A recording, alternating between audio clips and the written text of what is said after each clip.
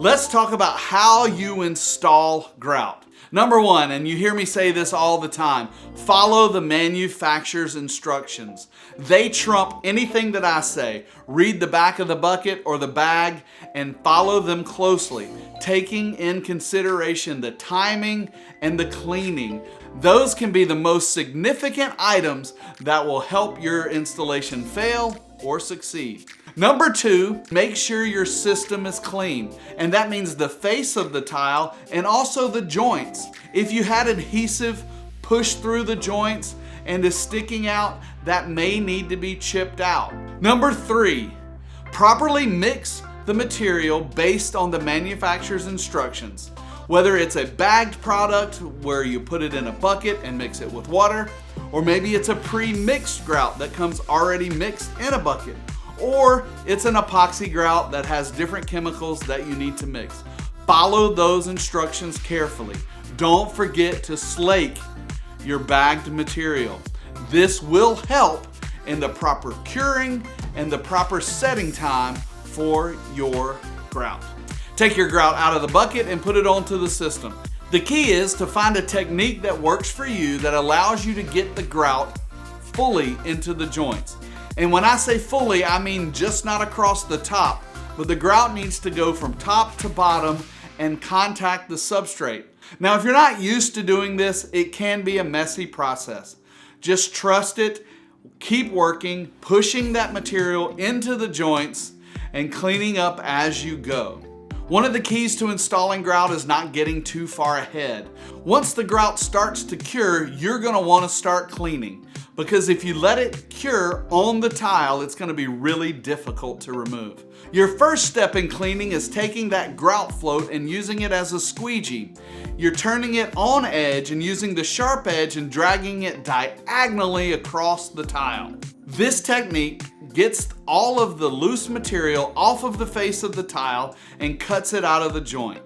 You want to do it diagonally from the joints so that your trowel doesn't fall into the joint and then you have to start over because it's dug material out of there and it doesn't look good. After using your float as a squeegee, you're gonna still notice there will be material left on the face of your tile. That's okay, we're gonna leave that right there and let it dry for a little bit. The process of letting this material dry on the face of the tile helps limit how many times you have to clean. If you immediately go to a sponge and start wiping it off, you're actually pulling grout out of the joints onto the face. And then it can be a never-ending process of cleaning.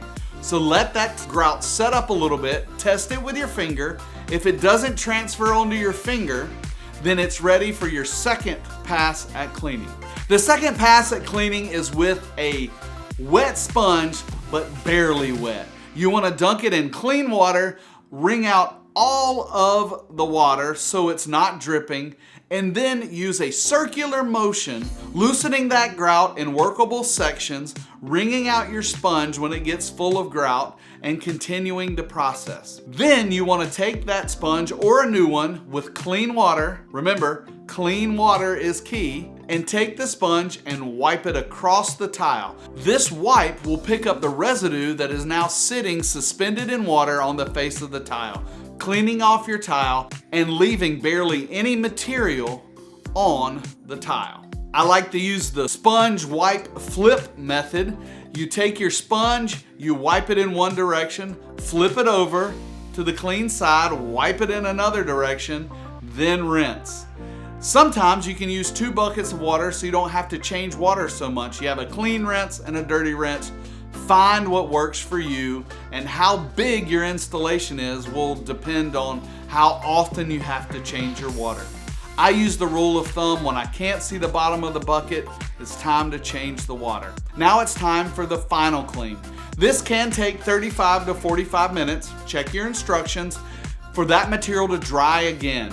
And then you're gonna take a barely damp wet sponge or a microfiber cloth and polish up the tile. Your joint should be hard enough so when you touch the joint, it doesn't transfer to your finger. When you come back tomorrow, if there are any spots left on the face of the tile, they should be easily removed with a white scrub pad or with a wet sponge. The next step is in this video right here. But don't forget, let's keep learning together. Tile the world.